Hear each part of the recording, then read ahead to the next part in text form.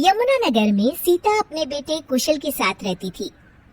बेटे कुशल के बड़े हो जाने पर वो उसकी शादी पास ही के गांव की एक लड़की खुशी से करवा देती है। बहू, तू जैसी खूबसूरत बहू तो इस पूरी सोसाइटी में किसी की नहीं। बस अब तू इस घर की सारी जिम्मेदारी उठा ले तो मेरी चिंता खत्म।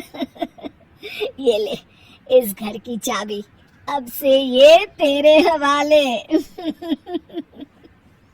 माँ जी, आप चिंता मत कीजिए, मैं इस घर का पूरा ध्यान रखूंगी। देखिएगा, आपको शिकायत करने का भी कोई मौका नहीं मिलेगा।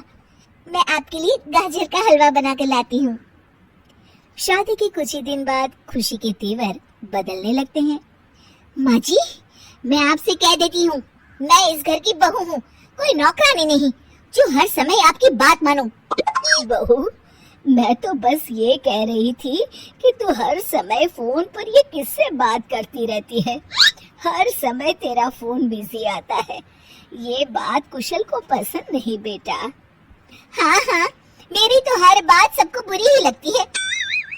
अब शादी को कई महीने बीत चुके हैं, मगर खुशी कभी भी खुश नहीं रह पाती और वो अपने पति और सास से भी हमेशा झगड़ती रहती है। असल में शादी से पहले उसका एक प्रेमी होता है, गोविंद। वो उससे आज भी छुप छुप कर मिलती है। गोविंद, मैं अपने पति और सास के साथ खुश नहीं हूँ, चलो ना हम भाग जाते हैं। तुम एक काम करो, घर से सारा कीमती सामान ले आओ, उसके बाद मौका देखकर हम भाग जाएंगे। खुशी के पति और सास उसे बहुत प्यार करते हैं, मगर खुशी फिर भी उन्हें धोखा देती है और धीरे धीरे अपने घर से कीमती सामान को चोरी करके गोविंद को देने लगती है। उसकी सास को घर से सामान चोरी होने का संदेह होने लगता है। बेटा, समझ नहीं आ रहा, ये घर से धीरे धीरे सामान कैसे गायब हो रहा है। कौन सा सामान माँ? अरे वो चांदी के बर्तन जो मैंने बनवाए थे वो दिख नहीं रहे।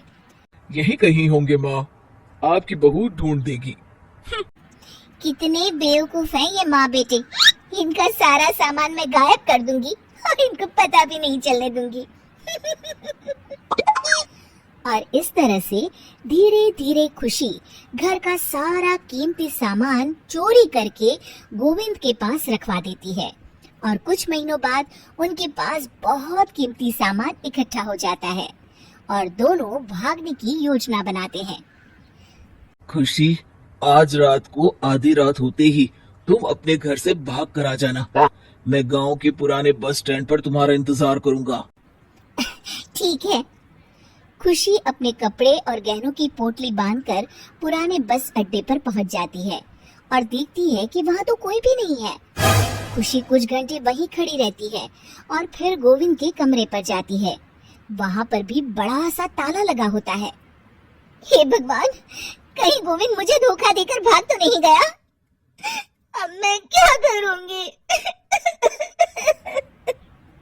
खुशी फूट फूट के रो रही होती है। तभी पीछे से उसका पति सारे गहनों की पोटली लेकर आ जाता है। आप यहाँ? हाँ, मैंने गोविंद को गांव छोड़ने से पहले पकड़ लिया था और ये सारे गहने भी उससे ले लिए। आपको सब पता था कि मैं आपको और माँ जी को धोखा दे रही थी।